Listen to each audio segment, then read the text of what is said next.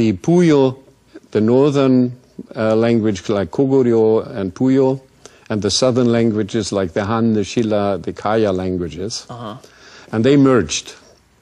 And this is one problem. The other problem is the Altai theory is probably not valid. Oh, really?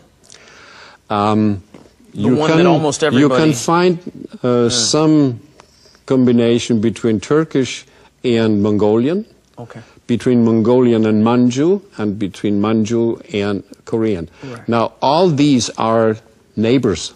Right. Wow. But you cannot connect Turkish with Manchu. Which is the southern... With the... No, this is the... Turkish...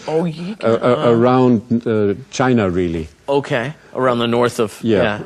So there is a couple of languages that were spoken near the Altai region. Mongolian is part of it, Manchu is part of it, and Turkish is part of it. They are not related.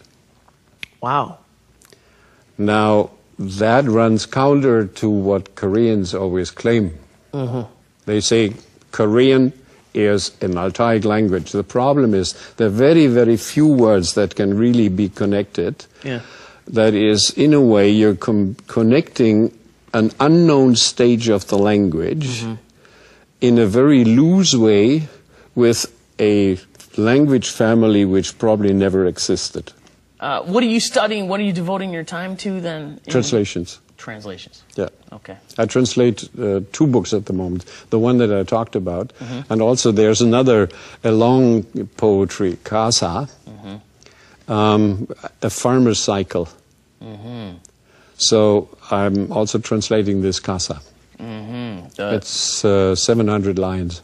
700 lines of the farmer's Kasa? So it's lyrics to... It's, you know, every month plus an introductory stanza. And what are you learning about what life was like well, 1,000 years you have ago, the high culture. Years? Yeah. What year is this then that is taking place? You said it's probably from, well, the Hanmun book is from the 19th century. Okay. And it's a collection of all sorts of materials from earlier books. Yeah, 19th century is 1800년. 1850. Okay. And the Kasa is from the 18th century, early 17th something. And what I'm fascinated is the difference between the high culture, the court culture, and the people's culture. And in the Kasa is concentrated on people's culture. Okay. And the other book is more concentrated on the high culture. The Yangban lifestyle. Okay. What was the Yangban lifestyle like? They weren't supposed to move, right? They just... that's ridiculous. No? You know how I translate... no, somebody asked me to translate Sonbi, which is the, you know, the Yangban not working, but doing literature, philosophy and painting and whatever. Right. So on the one side, they're serious scholars. On the other side, they're bohemian. Somewhere in between is the Sonbi. Is the real. I mean, I studied a lot of the Yangban culture in Tamyanggun. All the time they were drinking, they were singing, they were painting, they were doing poetry. These guys had a great time. Yeah. Wow. And they were building all these wonderful pavilions. You still have about 20 pavilions in Tamyanggun. Where it's houses in scenic spots, in beautiful spots, which they built in order to have parties with their friends. Really? Where they would discuss philosophy, where they would do poetry, and mainly would be drinking. Sounds like a fun way to live. Yeah, I wish I had money. Yeah, they got plenty of money, and then the peasants are growing all the food for them, right, and taking good care of them. So.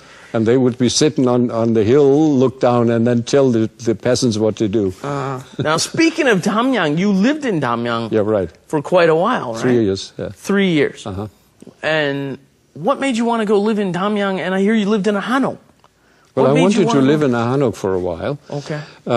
Because, first of all, it's beautiful. Yeah. And secondly, I was always fascinated by traditional lifestyle, and living in a hanok is participating observation. In order to understand the layout and the climate of a hanok, you have to live in one. When you read books, it's abstract. When you live there, you get a feel for it. And what did you find living in a hanok? Well, it's a house where you can live even in summer without air conditioning. Okay. In winter, it is a bit too cold. I would assume winter's cold, yeah. Winter's a bit cold. The walls are very thin. Hanji, right? The paper, the windows. No, the walls are clay and wood. Okay. But the doors are hanji. Are the hanji paper. So cool in the summer, brutally cold in the winter. Huh? Right. Yeah.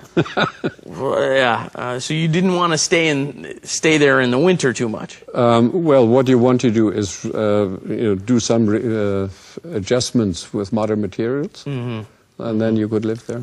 And I'm building a house down in Jeju at the moment. Oh, really? And I will use traditional material. I will use the principles of traditional house, hanok, but I will build a modern house because our room feeling is a different one from the old people, right? Yeah. So it will be a modern house, which, in the eyes of Koreans will not be a hanok because it's not this kind of stuff. It's a modern house, but it is a hanok. In your definition, it's a hanok. Of using traditional material, traditional principles, modernize. Okay. Just like my painting. Right. A combination of modern and traditional materials used to make. But people today, they live in cement blocks. The architecture comes from America, right? Right. Actually, originally from Germany, never mind. I don't know, really. The originally German architecture. The Nazis were stupid enough to throw all the Jews out, right? Some of them went to America and revolutionized the modern architecture there, and they were German Jews. Mies van der Rohe and those people. And so they've done a lot. The Bauhaus people, right? Right. Yeah. Well, you know more about that than I do, but okay. I take your word for it. So